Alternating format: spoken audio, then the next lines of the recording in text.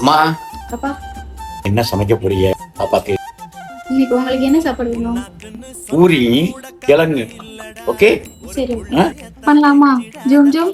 எங்கடா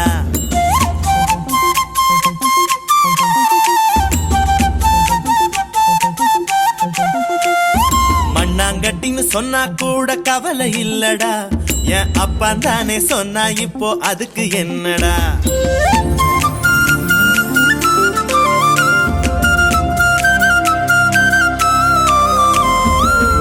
சப திட்டினாலும் கவலை இல்லடா, நீ ஐநா சபை போல கதில் போட்டு கொள்ளேண்டா. சொந்த முன்னா சொதனைன்னு தெரிஞ்சுக்கோயண்டா, உங்க அப்பனையும் அவங்க அப்பன் மெதிச்சிருப்பான்டா.